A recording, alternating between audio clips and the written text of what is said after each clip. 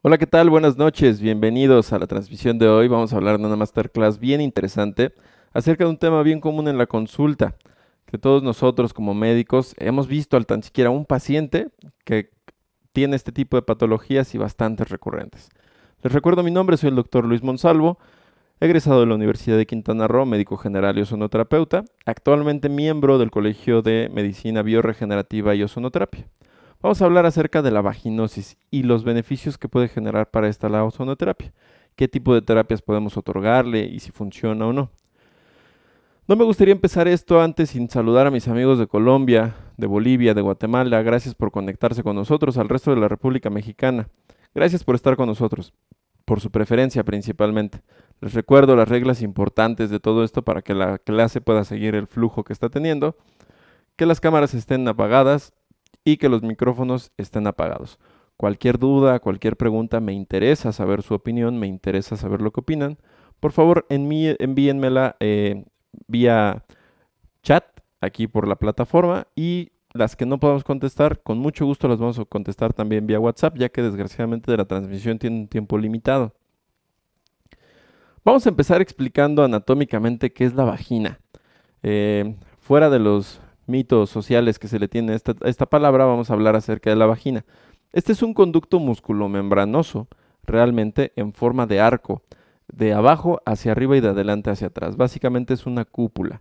Se considera este espacio como un espacio virtual. ¿Por qué espacio virtual? Ya que tiene la virtud de poder extenderse y ampliarse a las necesidades que pueda llegar a tener en cada momento. Este posee dos capas musculares interna circular y una externa longitudinal. Asimismo tiene dos caras, una cara anterior, una cara posterior y una bóveda. En la bóveda tenemos el fondo del saco anterior, el posterior y los laterales. Al final de la vagina tenemos a lo que se conoce como el cuello uterino o el cérvix, que este es bien importante y es muy de vital importancia estar vigilando el estado del cérvix. Les recuerdo, acudan a un ginecólogo y esto es lo principal. Todos los pacientes con datos de lesiones o alguna sintomatología característica de alguna lesión vaginal, hay que acudir a un ginecólogo para valoración. Histológicamente, pues tiene un epitelio pavimentoso, la mucosa de la vagina no tiene ninguna glándula específica y maneja un pH entre 4 a 4.2. Básicamente es un ambiente ácido el que tiene. Este proceso de acidificación favorece o mejora a sí mismo los mecanismos de defensa que tiene hacia los patógenos. Cuando llegan las mujeres a la menopausia, este pH se ve alterado, ya que su modificación eh, de su regulación del nivel de ácido que tiene se lleva a cabo también a nivel hormonal. Cuando llegan las mujeres a menopausia, este pH se mantiene entre 6 a 7.5. El ambiente vaginal tiene características muy específicas. La vagina realmente es un ecosistema dinámico que normalmente contiene aproximadamente entre 109 a 120 unidades formadoras de colonias de bacterias por cada gramo de fluido vaginal.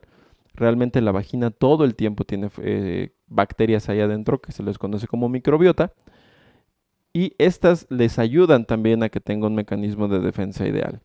La vagina tiene un flujo y esto es algo importante que todos debemos entender y comprender antes de iniciar a hablar de los procesos de vaginosis, las infecciones que se pueden generar.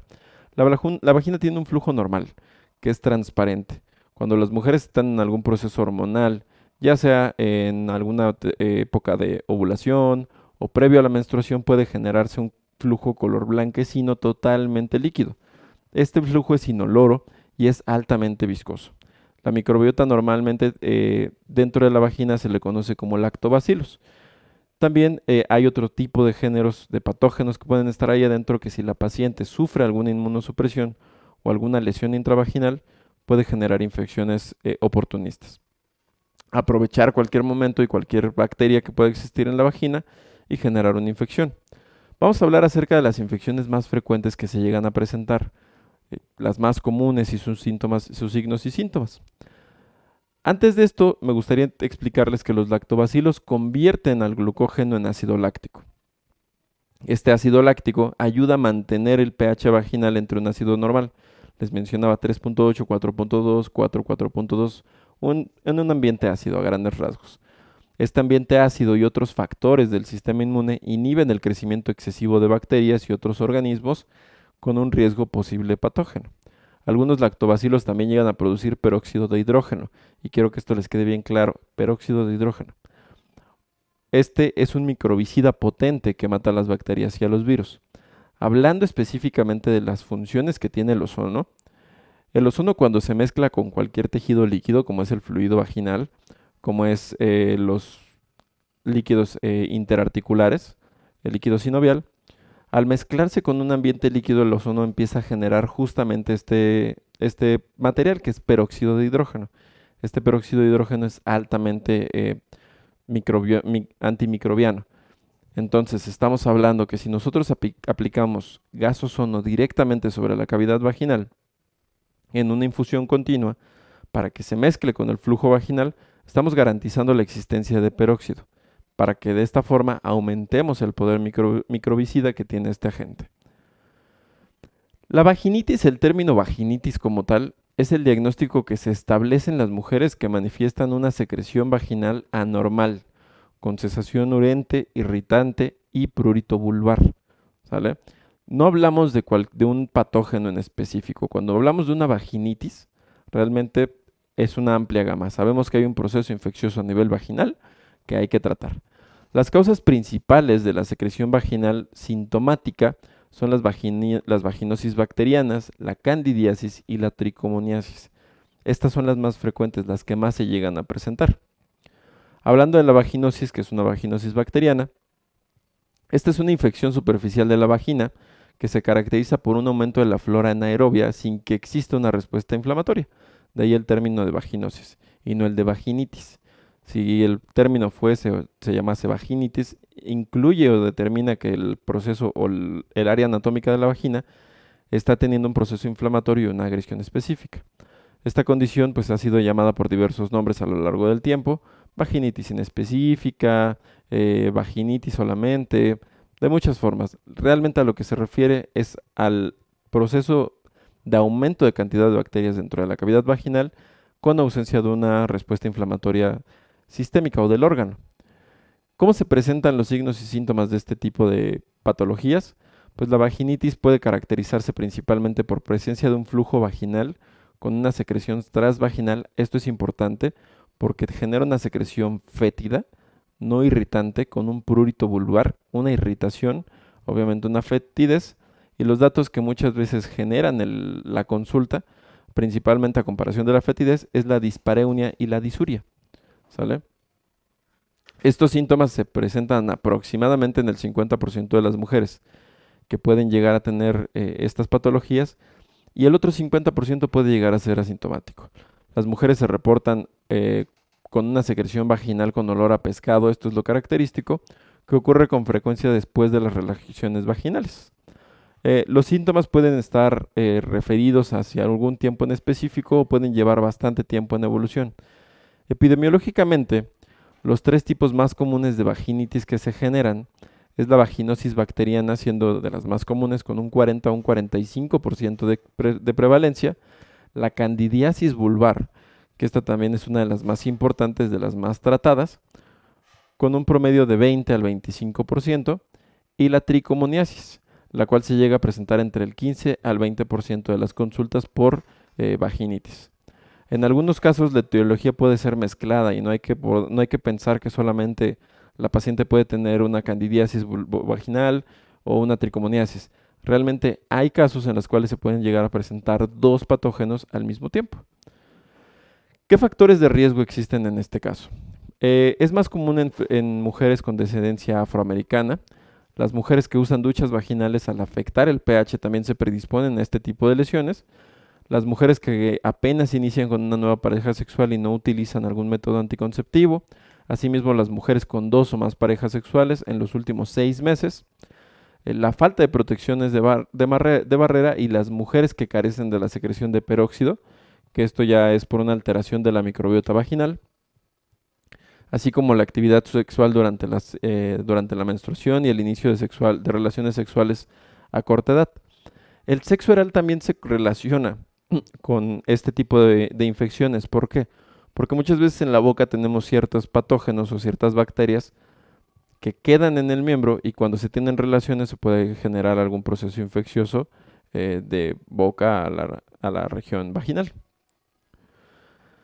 La transmisión respecto a su adquisición actualmente no se considera una enfermedad de transmisión sexual, las vaginitis, se consideran un proceso infeccioso vaginal. Hay enfermedades de transmisión sexual que sí se consideran exclusivamente por la transmisión. ¿Por qué?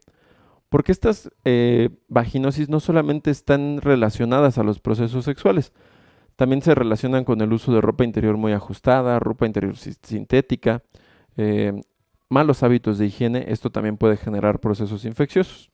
Respecto a su patogenia, se correlaciona con la disminución o ausencia de lactobacilos protectores, principalmente ¿por qué? Porque estos lactobacilos realmente su fisiología es producir ácido láctico a través del metabolismo de la glucosa y del glucógeno.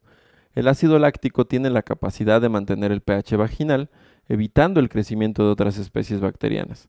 Cuando este ácido láctico falta, permite el crecimiento de cualquier bacteria, virus u hongo y generar así un proceso infeccioso. Un pH bajo lo que puede terminar o lo que puede generar es una inhibición directamente de algunos organismos. Algo también importante es el peróxido de hidrógeno, producido por los lactobacilos. Estos lactobacilos producen ácido láctico, producen peróxido de hidrógeno, que es altamente antimicrobiano. Algunas especies de lactobacilos son las que se dedican a producir el peróxido de hidrógeno, y este es un microbicida natural muy potente, ya que está presente en el 42 al 74% de las mujeres.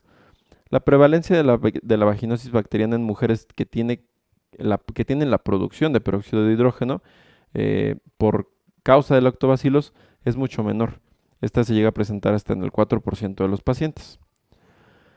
Ahora, ¿cuáles son las causas de la secreción vaginal o irritación?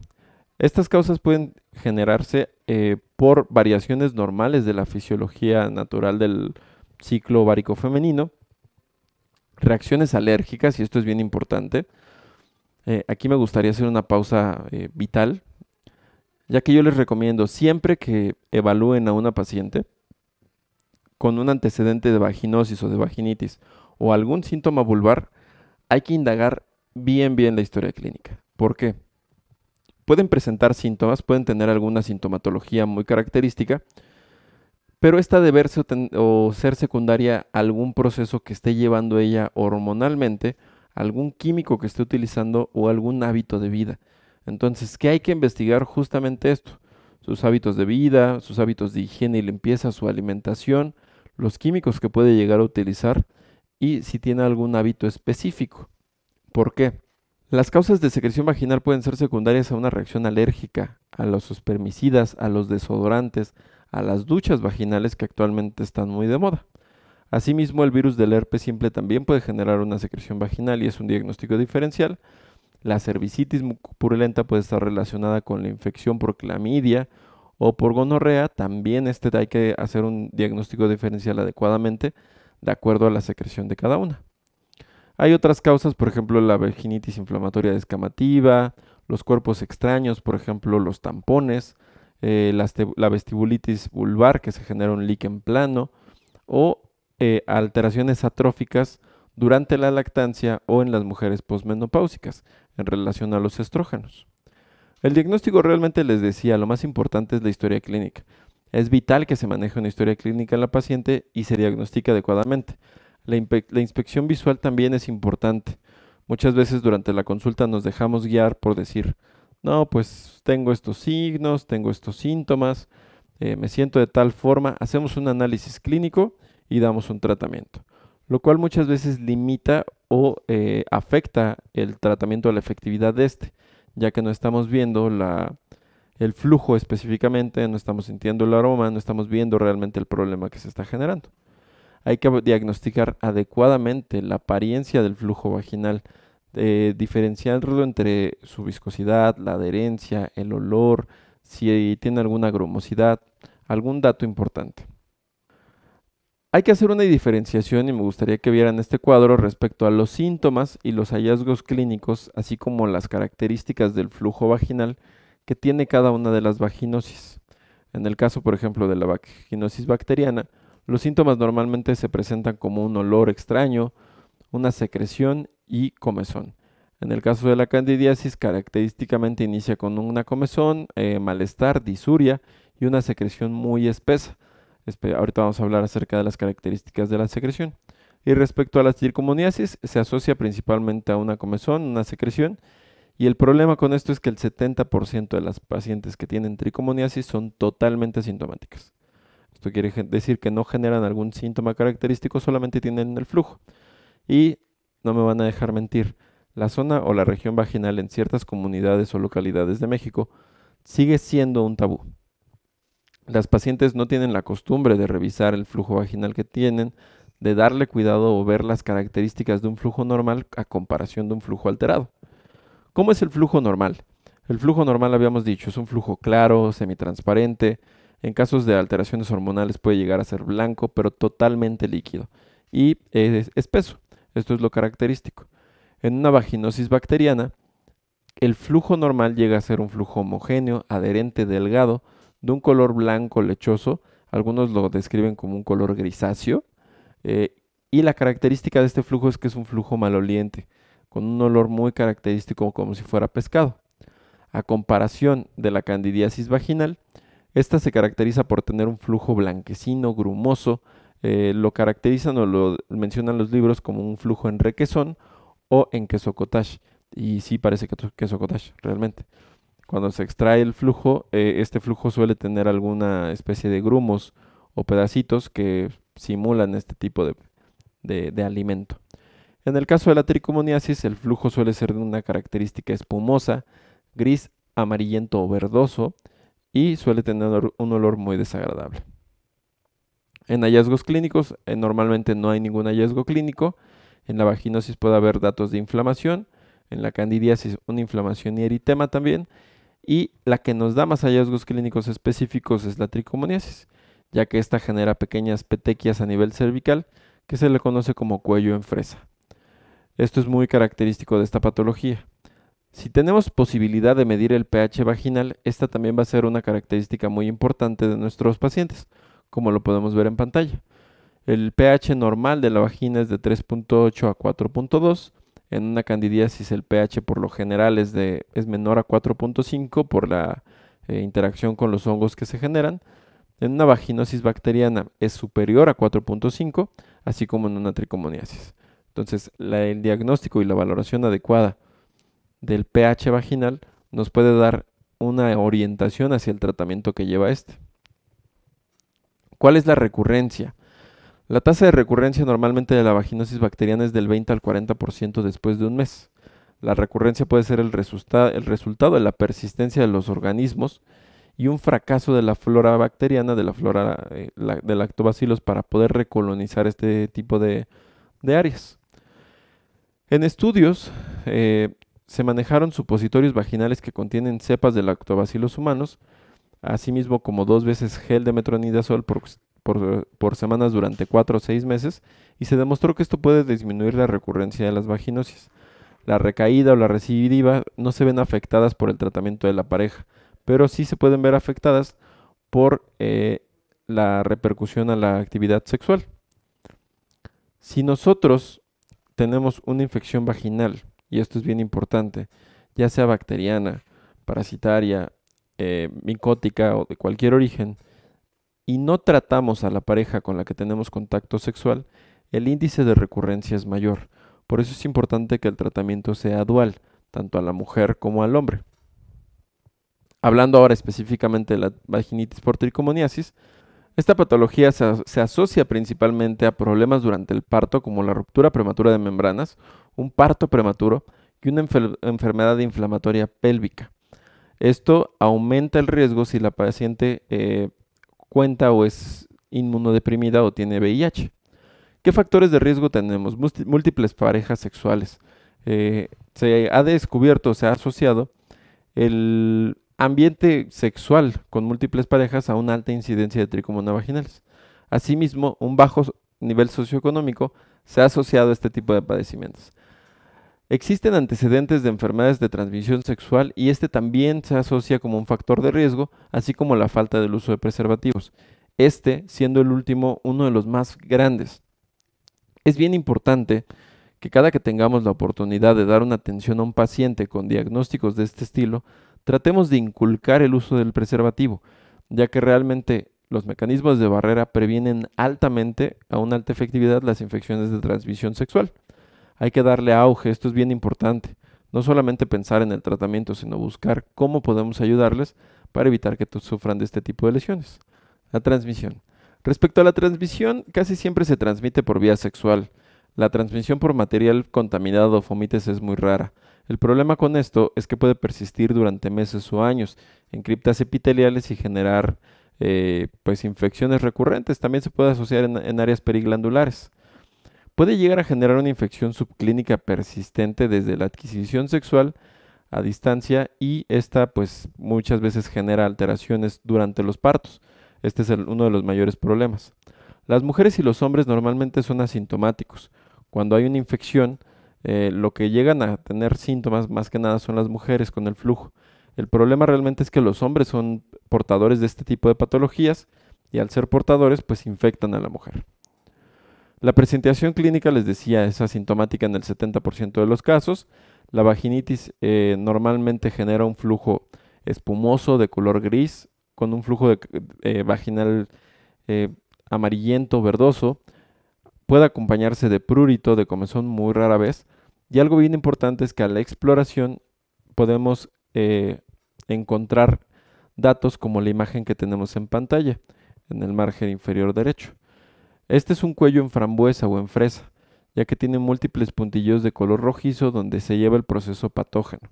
Y esto es una característica específica y casi patognomónica de este tipo de pacientes. Asimismo, también puede infectar las glándulas de Skinner y la uretra, donde los organismos pueden no ser susceptibles a la terapia tópica y hay que dar un tratamiento sistémico. La tricomoniasis se ha asociado más que nada a la transmisión del VIH en las mujeres y su agravamiento por esta misma patología. Ahora vamos a hablar de otro tipo de vaginitis, que es la vaginitis por cándida. Ya vimos una bacteria, ya vimos un protozoo, y ahora vamos a ver cómo se presentan los hongos. Esta epidemiológicamente es comúnmente llamada infección de las levaduras o candidiosis vaginal y afecta a la mayoría de las mujeres al menos una vez durante toda la vida. Esta es una de las patologías más comunes. Es la segunda causa más frecuente de vaginitis después de la vaginosis bacteriana y la mayoría de los casos de candidiasis vaginal son causadas por Candida albicans, esto entre un 85 a un 90%. Hay otro tipo de candidiasis, sí, la candidiasis glavata, la parapsilosis, son causantes del 5 al 10% de los casos. Estas infecciones suelen ser muy frecuentes en pacientes diabéticos, con uso de corticosteroides durante el embarazo o cuando los pacientes tienen VIH, ya que estas son enfermedades oportunistas que se aprovechan de cualquier deficiencia del sistema inmune para poder atacar. Asimismo, se pueden presentar muy frecuentemente actualmente, ya que nuestro sistema inmune, por nuestro estilo de vida actual, no es el ideal. No comemos bien, nos desvelamos, tenemos procesos oxidativos a nivel celular que afectan la funcionalidad de nuestro sistema inmune y nos convierten en un sistema inmune incompetente. El género de Cándida incluye alrededor de 150 especies distintas. Sin embargo, hay muy pocas conocidas que causan problemas a los humanos. Les había mencionado la principal, la Candida albicans, pero también tenemos la Candida tropicalis, la glabrata, la crusei, la dubliniensis y la liciutunae. Todas estas patologías, estas cándidas, pueden llegar a ser causales de una candidiasis. Estos se consideran hongos oportunistas, les decía, ya que provocan infección comúnmente en estados de inmunosupresión. Pueden producir infecciones locales o sistémicas, desde una vaginitis, una candidiasis oral, hasta una esofagitis, una onicomicosis, granulomas, candidiasis mucocutáneas crónicas y candidiasis sistémicas profundas. Por eso es bien importante llegar a tratarlas más si el paciente se conoce inmunosuprimido. Y aquí yo les doy una recomendación: si conocen a algún paciente que sea insuficiente renal y está en proceso de diálisis, y el paciente es mujer y tiene candidiasis vaginal, es vital que se le dé tratamiento. ¿Por qué? Porque si esta candidiasis llega a ingresar a la diálisis peritoneal, e infecta todo lo que es el peritoneo, es un motivo de eliminación total de la diálisis peritoneal. Y esto puede agravar su cuadro patológico. La Candida albicans es un hongo. Normalmente se le conoce también como Monilia albicans o moniliasis. Es un hongo diploide asexual, tiene una forma de levadura, es saprófito. Si lo vemos bajo un microscopio, tiene formas largas de pseudohifas, hifas y blastocónidos y asimilan y fermentan las azúcares. Es por esto que genera procesos infecciosos a nivel vaginal. El cuadro clínico se caracteriza principalmente por un prurito vulvar, inflamación, eritema vulvar, una secreción blanquecina, dispareunia, disuria y lesiones pústulo-papulosas en casos muy severos. Los síntomas de una infección en los genitales masculinos pueden incluir desde manchas blanquecinas, llagas rojas cerca del glande del pene o del prepucio, picazón y una sensación ardorosa. La candidiasis del pene también puede tener una descarga blanquecina, pero esta no es muy frecuente. En la mayoría de los casos, cuando los hombres tienen una candidiasis o una infección por Candida albicans, suele ser asintomático. Y ese es otro problema, les había mencionado. El hombre es asintomático, tiene relaciones con la pareja y la pareja es la que sufre los efectos secundarios de estas infecciones. Los mecanismos de patogenicidad de este virus pues se pueden manejar desde dos puntos. Primero, los que se contribuyen desde el microorganismo, ya que la formación de hifas aumenta la adherencia e invasión tisular con elaboración de proteasas. Básicamente esto lo que permite es que el hongo tenga mayor fijación hacia la mucosa vaginal y hacia cualquier mucosa de nuestro cuerpo. Esta enfermedad también es bien común en los bebés. Y los que son contribuidos por el huésped, o sea, los que podemos alterar o cambiar, es el mecanismo inmunológico. La deficiencia de la función inmunológica puede alterar o limitar el crecimiento de la cándida, así como la competencia de nutrientes y la adherencia a receptores. Por eso es tan importante que nuestro sistema inmune tenga una adecuada respuesta y una adecuada estimulación ante estos casos. ¿Qué factores nos predisponen a estas patologías? El uso prolongado de antibióticos que puedan llegar a disminuir la microbiota vaginal, el uso de corticosteroides, anticonceptivos, el embarazo, los malos hábitos de higiene, la ropa ajustada, la humedad y la diabetes mellitus. Hay que recordar, este es un hongo. ¿Y qué necesita un hongo para vivir? Tres cosas: humedad, calor y un ambiente oscuro. Donde haya humedad, calor y un ambiente oscuro, los hongos van a crecer. Si lo dudan, pongan una tortilla en su microondas, déjenla 5 días ahí adentro y va a estar llena de hongos. Estas características se cumplen cuando las personas utilizan ropa interior de telas sintéticas, ropa muy ajustada, tienen malos hábitos de higiene y pues la vagina es una cavidad húmeda y caliente. Esto es normal. ¿Cómo vamos a clasificar las vulvovaginitis? Las vulvovaginitis podemos dividirlas por edad. Cuando estas se presentan antes de la menarca, o sea, antes de la menstruación, es más frecuente que sean por falta de higiene, por irritantes químicos, por enfermedades cutáneas, por casos infecciosos, como una parasitosis, un estreptococo beta-hemolítico, una vaginosis bacteriana y una Candida albicans. Cuando se llega a la adolescencia o las mujeres en edad fértil, las infecciones vaginales normalmente se asocian a vaginosis bacterianas por cambios y alteraciones del pH, posteriormente Candida albicans, luego tricomoniasis y por último los irritantes químicos. Y cuando son posmenopáusicas normalmente se asocian a una vaginitis de tipo atrófica. ¿Cuál es la conducta a seguir cuando detectamos a una paciente con vaginosis o con vaginitis? ¿Qué es lo que debemos de hacer? Primero que nada, interrogar las características del flujo. Y esto es bien importante. Como lo están viendo en pantalla, hay que interrogar el inicio del flujo, el color, el olor, la cantidad del flujo y la relación que tiene con el ciclo menstrual, ya que estos pueden llegar a ser síntomas. Estos síntomas nos pueden dar una orientación diagnóstica de qué problema estamos teniendo en este momento. Asimismo, hay que preguntar los antecedentes personales, las enfermedades sistémicas que tenga la paciente, si es diabética, si es hipertensa, qué tipo de hábitos sexuales tiene, el uso de preservativos, si tiene una pareja estable, si tiene o maneja alguna ingesta de fármacos como por ejemplo anticonceptivos o antibióticos, el embarazo, la edad fértil, menopausia y los hábitos higiénicos. Todo esto nos interesa, ya que esto nos va a dar un panorama, una guía de qué tipo de patología puede tener. Algo bien importante, los exámenes, el examen físico. Hay que valorar las características del flujo. No basta con que la paciente nos lo diga, hay que observarlo y hay que verlo. La determinación del pH vaginal cuando sea posible, la observación del introito vaginal, la vulva, los labios menores y menores, la piel. Hay que valorar si se puede colocar un espéculo para observar la vagina y ver el cuello uterino. En casos ya dados ya muy severos, cuando la paciente tiene antecedentes muy graves, se puede hacer una examinación de la región anal y una palpación de ganglios para observar si este proceso no está generando algún tipo de padecimiento más severo. En caso de la analítica, podemos hacer una serología de luz para poder observar o buscar jifas específicas de cándida dentro de pigmentos. Y dentro de los laboratorios que podemos pedir en caso dado de que dudemos del cuadro clínico, podemos pedir exámenes directos en fresco, coloraciones o tinciones específicas y hasta cultivos. Hablando del diagnóstico diferencial, ya que observamos la conducta que debemos de seguir cuando estamos teniendo una consulta con una paciente de este tipo, podemos observar la gráfica que está en pantalla. En esta podemos ver los signos y síntomas que presentan cada una de las vaginosis. Les recuerdo las diferencias entre una candidiasis, una vaginosis bacteriana y la tricomoniasis. Los síntomas en la candidiasis pues es un prurito vulvar, una secreción escasa, una moderada disuria y una cistitis y a veces una dispareunia.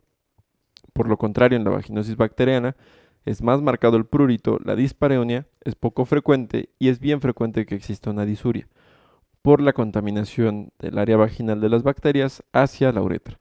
En el caso de la tricomoniasis, normalmente hay cistalgias, poliaquiuras, irritación vulvar, prurito y dispareunia. Recuerden, característicamente tricomoniasis, el 70% de las personas son asintomáticas. Básicamente, el diagnóstico diferencial entre patología y patología nos lo va a dar las características del flujo que estemos teniendo. En el caso, por ejemplo, de la candidiasis albicans, el flujo es escaso, moderado, es blanco y grumoso. Les recuerdo, los libros lo mencionan similar al queso cottage. En el caso de la vaginosis bacteriana, este flujo es moderado, blanquecino, grisáceo, maloliente, característicamente con un olor a pescado, homogéneo y adherente. En el caso de la tricomoniasis vaginal, el flujo es abundante, amarillo verdoso, homogéneo y espumante. El flujo normal de una vagina sana debe de ser blancuzco, transparente, no adherente, no debe de manchar, no debe de oler mal. Eso es un flujo normal. Las circunstancias de la aparición, esto es bien importante porque también lo podemos asociar a los antecedentes que nos mencionan los pacientes.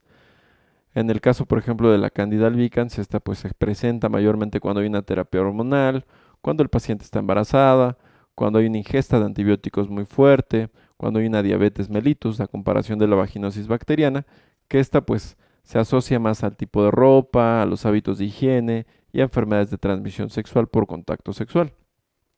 Por lo contrario, la tricomoniasis se acerca más o se relaciona más a un estado de promiscuidad, ausencia de anticonceptivos de barrera y a otro tipo de enfermedades de transmisión sexual. ¿Cuál es el problema con cada una de ellas? Cada una de ellas puede generar ciertas complicaciones y esto hay que tenerlo bien en cuenta porque esto nos da la importancia de dar un tratamiento adecuado. ¿Qué complicaciones pueden generar cada una? Como lo vemos en pantalla, la candidiasis albicans puede generar una extensión a raíz de los miembros inferiores y transmisión perinatal por el canal de parto, y esto afectar al bebé desde su nacimiento. Asimismo, la vaginosis bacteriana está asociada principalmente a procesos como abortos, infertilidad, prematurez, ruptura prematura de membranas, más que nada procesos intrapartos. Y la tricomoniasis vaginal se asocia principalmente a celulitis postcesárea y a una transmisión por el canal de parto, lo cual un niño que nace con tricomoniasis puede sufrir neumonías, alteraciones del sistema nervioso central y muchas veces hasta la muerte. Es por eso que es bien importante generar un diagnóstico diferencial entre una y otra y dar tratamientos específicos. ¿Qué tratamientos se suelen dar normalmente? A nivel farmacológico, en candidiasis albicans, se suelen dar antifúngicos como fluconazol, miconazol, todas las terapéuticas enfocadas para hongos. En el caso de las vaginosis podemos dar algún tipo de antibiótico y de la tricomoniasis normalmente se manejan dosis de metronidazol. ¿Cuál es la indicación del tratamiento no farmacológico? Porque esto también es importante. No nada más es dar fármacos a la paciente que se le cure en el momento y a los 2 meses otra vez tiene el cuadro clínico. Le volvemos a dar fármacos, 2 meses y vuelve a tener el mismo cuadro. Esto genera repetición, recurrencia y puede llegar a generar hasta una resistencia al tratamiento. ¿Qué hay que cambiar? ¿Cuál es el tratamiento no farmacológico que hay que recomendar? Primero que nada, corregir los factores predisponentes. Si ya vimos que a la paciente se le generó por el uso de antibióticos, por el uso de esteroides, por el uso de duchas vaginales no adecuadas o con IPOs no adecuados, por el uso, por ejemplo, o la falta de utilizar preservativos, todo eso hay que cambiarlo. Descontinuar el uso de productos vaginales perfumados, que no sean con un nivel de pH adecuado para la vagina. Y estimular principalmente el uso de ropa interior de algodón y los preservativos, ya que estos nos van a disminuir o nos van a evitar muchos cuadros patológicos en los pacientes. ¿Qué podemos realizar con la ozonoterapia? ¿Qué opciones tenemos? La ozonoterapia para este tipo de casos podemos aplicarla en 3 partes o en tres técnicas diferentes. La primera, una irrigación vaginal con solución fisiológica previamente ozonizada. Estamos hablando de ozonizar una solución de 200 mililitros durante 10 minutos a dosis medias altas y aplicarla por irrigación intravaginal. Otra opción que tenemos es complementar nuestros tratamientos con aplicación de aceite ozonizado, tanto dentro del introito vaginal como en la parte externa donde se presenten lesiones. Y la más común por lo práctica que es, lo efectiva que es y los bajos costos que tiene, es la insuflación vaginal ozonizada. Estas dan una alta efectividad realmente, nos ayudan a controlar los procesos bacterianos y virales. ¿Por qué? Porque el mismo ozono, cuando entra en contacto con la mucosa vaginal, genera peróxido de hidrógeno. Este peróxido de hidrógeno es altamente antimicrobiano. Asimismo, disminuye los procesos oxidativos que puede tener la vagina durante el proceso inflamatorio y permite que la recuperación sea más rápida. ¿Qué concentraciones? Se recomienda la solución salina ozonizada en concentraciones entre 6 a 10 microgramos por mililitro diariamente, entre 10 a 15 sesiones. Esto para controlar un cuadro agudo. Esto lo podemos ayudar con aceite ozonizado por vía intravaginal y tópica 2 veces al día durante 15 días. La variación, que es lo más común que se suele utilizar por las posibilidades del procedimiento, son las insuflaciones vaginales. Estas se realizan durante 10 a 15 días a unas dosis constantes de 10 a 20 microgramos con un flujo continuo durante 5 minutos de 100 a 200 mililitros por minuto. Es importante que se manejen estas dosis para poder garantizar la efectividad de la terapia. ¿Con qué podemos ayudar más a nuestros pacientes? Podemos ayudar estimulando su sistema inmune para que tenga una mejor respuesta hacia su cuerpo, disminuyendo el estrés oxidativo celular a nivel general del cuerpo y así mejorando el cuadro clínico que tiene. Hay 3 terapias que podemos utilizar para potencializar el efecto del ozono a nivel local, como la solución salina ozonizada a dosis medias bajas, la autohemoterapia mayor a dosis medias y la autohemoterapia menor a dosis altas. Cualquiera de estas 3, como ya las hemos visto en clases anteriores, nos ayudan a mejorar el estado inmune de la paciente y nos ayudan a que la respuesta patológica sea mucho mejor. Espero que les haya servido este webinar, esta plática realmente. Es un tema muy frecuente que se presenta mucho en consultas. No lo dejen pasar realmente. Poder ofrecerle a sus pacientes una terapia alternativa que pueda mejorar su cuadro clínico o en caso de pacientes con infecciones recurrentes, resolver el problema que tienen, es de bastante ayuda. Así como para ustedes, pues les da una apertura más amplia de los tratamientos que pueden ofrecer. Les quiero recordar e invitarlos cordialmente al diplomado que vamos a hacer en el Colegio SIMBO, el Colegio Internacional de Medicina Bioregenerativa y Ozonoterapia, acerca de la ozonoterapia. Este tiene 2 modalidades. Va a ser una modalidad online y una modalidad híbrida. ¿Esto qué quiere decir? Van a ser clases teóricas online y con prácticas presenciales. Realmente va a estar muy bueno. Vamos a empezar el 1 de agosto. El diplomado en general consta con 6 módulos. Yo les invito a que se inscriban lo más pronto posible porque el cupo va a estar limitado, ya que la plataforma nos limita el nivel de estudiantes para que puedan tener una mejor experiencia audiovisual durante sus transmisiones. Asimismo, quiero recordarles y mostrarles en pantalla el número de nuestro proveedor y patrocinador asimismo, Comer Puebla Farmacéutica, con el que pueden conseguir todos los insumos para las terapias que se mencionaron, tanto para la autohemoterapia mayor, la menor, la solución salina, que son para fortificar la terapia para vaginosis, así como las sondas que podemos utilizar para la irrigación continua dentro de la vagina. Los quiero invitar a que no se pierdan también nuestra próxima masterclass para la próxima semana. Va a ser un tema bien interesante, lo van a estar viendo en nuestras redes sociales. Vamos a continuar con la sesión de preguntas y respuestas. Vamos a leer algunas de sus dudas que se han ido generando durante este tema para poder irlas resolviendo. Vamos a esperar un segundo en lo que las recopilan y ahorita regresamos.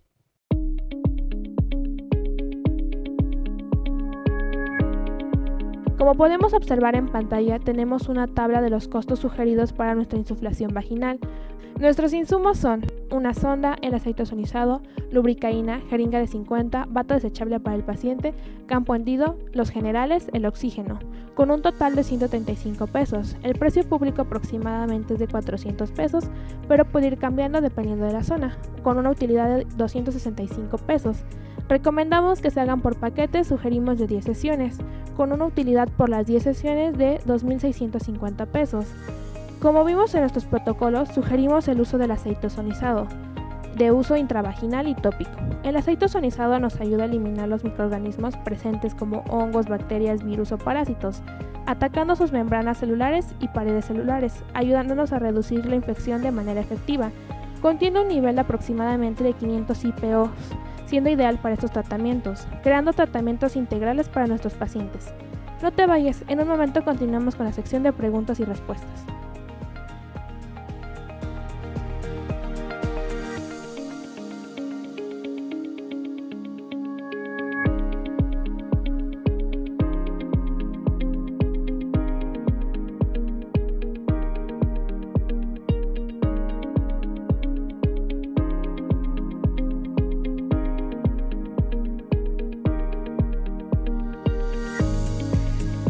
¿Qué tal? Bienvenidos de regreso. Vamos a iniciar con nuestra sesión de preguntas y respuestas. Vamos a tratar de responder todas sus preguntas, las dudas que queden pendientes por cuestiones temporales, se las vamos a responder en línea. Asimismo vamos a estar respondiendo a mis compañeros médicos algunas ahorita aquí en línea y por WhatsApp. Vamos a empezar con la primera pregunta. ¿Con qué frecuencia se hacen las insuflaciones vaginales? Ok. Las insuflaciones vaginales respecto a la frecuencia se recomiendan que sea una diaria, por lo menos las primeras 10 sesiones. Esto para garantizar la efectividad de la terapia. Si la paciente después de 10 sesiones diarias aún sigue con síntomas o es una paciente que tiene una infección recurrente desde hace mucho tiempo, se puede continuar la terapia hasta 2 veces por semana hasta completar 30 sesiones. Recuerden, esto es siempre a valoración de la paciente, conforme se vaya sintiendo bien, como vaya mejorando el cuadro clínico y a valoración médica también. Vamos a ver la siguiente pregunta.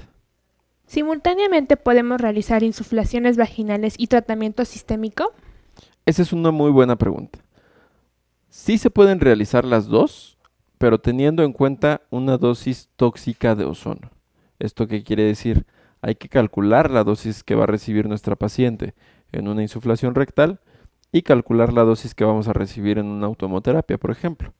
Yo que les recomiendo, manejemos dosis bajas en las insuflaciones rectales y unas dosis medias en las automoterapias mayores. Esto para poder brindarle al paciente una terapia complementaria con una alta efectividad sin poner en riesgo cualquier otro sistema. Y hay que tener en cuenta esto también bien importante de acuerdo al cuadro clínico del paciente. Si el paciente tiene una infección leve, el cuadro clínico no es tan grande, podemos iniciar solamente con terapia local, las primeras 10 sesiones, y posteriormente reforzar su sistema inmune. Hay que acordarse que estamos tratando pacientes, no patologías. Entonces cada paciente es distinto. Vamos a ver la siguiente pregunta. ¿Este tratamiento tiene alguna contraindicación? Contraindicaciones del tratamiento. La primera, la más común, ya la conocen, deficiencia de glucosa 6-fosfato. Perdón. La más común, deficiencia de glucosa 6-fosfato deshidrogenasa. Esto por el orden metabólico del ozono. Alguna otra contraindicación realmente no hay tan delicadas. Yo les recomendaría que a pacientes embarazadas hay que tenerles un poquito de cuidado, de mesura, ya que muchas veces como son terapias alternativas, desconocen los efectos Y cuando llegan a tener alguna contraindicación natural de su parto, por ejemplo, que tengan algún parto prematuro o algún problema de este tipo, lo suelen asociar a a la terapia nueva que están probando. Entonces, las embarazadas siempre lo menciono, las embarazadas son de oro, no hay que tocarlas, hay que respetarlas bastante. Contraindicaciones secundarias, eh, mayormente pues da una descompensación de la diabetes, de la glucosa, la aplicación, por ejemplo, de óvulos intravaginales. Hay que tratar de que la terapia no sea el mismo día del óvulo intravaginal, no porque pueda tener alguna interacción con el medicamento, sino que puede no absorberse el ozono, ya que el óvulo suelta una crema que se queda en toda la zona vaginal. Vamos a ver la siguiente pregunta. ¿Desde qué edad se puede aplicar? Las edades es bien importante. La ozonoterapia se puede aplicar desde los niños chiquitos. En el caso de las insuflaciones vaginales, se recomienda que se apliquen una vez que la persona ya haya tenido inicio de la vida sexual activa. ¿Esto por qué? Las infecciones vaginales se pueden presentar a cualquier edad. Niñas de 5, 6, 7 años, a los meses de edad, pero pues obviamente en estas edades no vamos a aplicar una insuflación vaginal. Podemos aplicar una terapia coadyuvante, por ejemplo la automoterapia menor o las insuflaciones rectales para que vaya mejorando el cuadro clínico. Asimismo podemos apoyarnos del aceite ozonizado para que vaya disminuyendo el proceso infeccioso. Vamos a ver la siguiente pregunta. ¿Interactúa el ozono con los fármacos? Ozonoterapia y fármacos. No interactúan directamente, no hay una relación farmacológica ozono que genere, por ejemplo, la disminución de la efectividad del ozono, y al contrario, nos pueden ayudar a que el fármaco funcione mejor. El ozono tiene muchas funciones. A nivel local puede generar una acción microbicida, al mismo tiempo estimula los procesos antiinflamatorios los procesos antiinflamatorios a nivel metabólico, disminuye el estrés oxidativo. Si hay algún patógeno o bacteria circulante como algún virus, disminuye la cantidad de virus biodisponibles en sangre y realmente pues toda la terapia que podemos estar dando la estimula este tipo de terapias. Si nosotros damos un fármaco, un antibiótico, lo que estamos haciendo con el ozono es mejorar la efectividad de este fármaco, evitar evitar que la respuesta que se genere por este medicamento sea mínima, sino realmente le estamos impulsando. No hay ninguna contraindicación de mezclar el ozono con fármacos. Vamos a ver la siguiente pregunta. ¿Cuáles son los efectos adversos que pueden presentar en estas terapias? Efectos adversos. A nivel local, puede haber cierta irritación o resequedad por el procedimiento de aplicar agua con solución salina cuando se hacen insuflaciones, perdón. Cuando se hace la insuflación vía vaginal solamente no hay ningún efecto secundario, ya que el gas una vez que entra en contacto con la mucosa y sale del cuerpo. En el caso de las automoterapias mayores y menores, los efectos secundarios suelen ser más que nada los hematomas a la hora de la aplicación, un moretoncito porque estamos picando piel, estamos picando tejido. De ahí en fuera no hay ningún otro efecto secundario. Normalmente durante las terapias los pacientes pueden referir un sabor metálico en la boca, que esto es normal, cierto cansancio, esto también es normal. Si el paciente es diabético o hipertenso, puede disminuir los niveles de presión, puede disminuir los niveles de glucosa y de ahí en fuera ningún efecto adverso. Vamos a ver la siguiente pregunta. ¿Cuál es el mínimo de sesiones que necesito para ver resultados? Ok, los resultados normalmente dependen de la patología del cuadro clínico, qué tan severo sea este. Hay pacientes que desde la segunda, tercera sesión ya están viendo algún cambio, principalmente en la sintomatología o en la calidad del flujo. Pero por eso se recomienda normalmente que las terapias sean entre 10 a 12 sesiones, para que la efectividad de esta sea bastante alta y podamos obtener resultados adecuados. Vamos a ver la siguiente pregunta. ¿El DIU puede provocar vaginitis? Esa pregunta también está bastante interesante. El DIU como tal, o sea, el hecho de tener un dispositivo intrauterino, no te puede provocar vaginitis. Esto no es algo normal, no es algo regular. Lo que puede provocar la vaginitis es la relación que tiene el DIU con el pH vaginal, ya que muchas veces utilizamos, por ejemplo, el DIU Mirena, que es un DIU a base de hormonas, o la T de cobre, que afecta el pH intrauterino y vaginal, y de esta forma estimula o hace que la vagina tenga la posibilidad o la estimulación para cambiar el pH vaginal. Esto lo predispone a que cualquier bacteria o patógeno pueda afectar el epitelio vaginal y generar problemas. No es una causa directa, pero sí se considera un factor de riesgo, ya que si se está utilizando algún método anticonceptivo, modificamos la parte interna de la relación del pH y la microbiota vaginal y esto llega a generar problemas.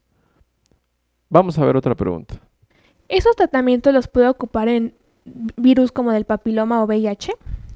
Sí se pueden utilizar, de hecho son bastante buenos y bastante seguros.